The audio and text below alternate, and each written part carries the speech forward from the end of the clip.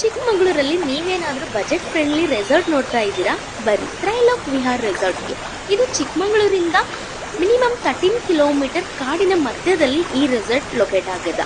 So ಕಾಡಿನ ಮಧ್ಯದಲ್ಲಿ ಈ ರೆಸಾರ್ಟ್ ಲೊಕೇಟ್ ಆಗಿರೋದ್ರಿಂದ ಒಂದೊಳ್ಳೆ ಫಾರೆಸ್ಟ್ ಆಂಬಿಯನ್ಸ್ ಫೀಲ್ ಕೊಡ್ತದೆ.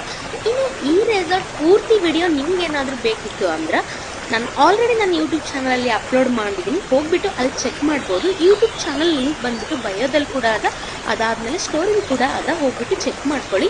ಇನ್ನು ಈ ರೆಸಾರ್ಟ್ ಕಾಫಿ ಎಸ್ಟೇಟಲ್ಲಿ ಇರೋದ್ರಿಂದ ನೀವು ಕಾಫಿ ಎಸ್ಟೇಟ್ ಟೂರ್ ಕೂಡ ಮಾಡ್ಬೋದು. ಇನ್ನೂ ತನಕ ಯಾರಾದರೂ ಒನ್ ಟೈಮ್ ಕೂಡ ಕಾಫಿ ಪ್ಲ್ಯಾಂಟನ್ನು ನೋಡಿಲ್ಲ ಅಂತಂದರೆ ಕಾಫಿ ಪ್ಲ್ಯಾಂಟ್ನ ಎಂಜಾಯ್ ಮಾಡ್ತಾ ಕಾಫಿ ಕುಡ್ಕೊಂಡು ಈ ರೆಸಾರ್ಟ್ನ ಫುಲ್ ನೀವು ಎಂಜಾಯ್ ಮಾಡ್ಬೋದು.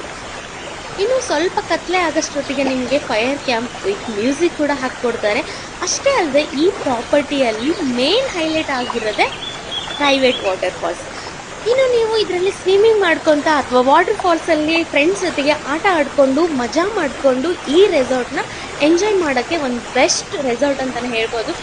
ಇನ್ನು ಈ ರೆಸಾರ್ಟಲ್ಲಿ ಮಾಡಿಕೊಡೋವಂಥ ಕಾಫಿ ಮಾತ್ರ ನೆಕ್ಸ್ಟ್ ಲೆವೆಲ್ ಆಗಿರ್ತದೆ ಅಂತ ಹೇಳ್ಬೋದು. ಅಷ್ಟು ಚೆನ್ನಾಗಿ ಮಾಡಿಕೊಡ್ತಾರೆ, ನೋಡಿದರೆ ಕುಡಿಬೇಕು ಅಂತ ಅನಿಸ್ತದೆ.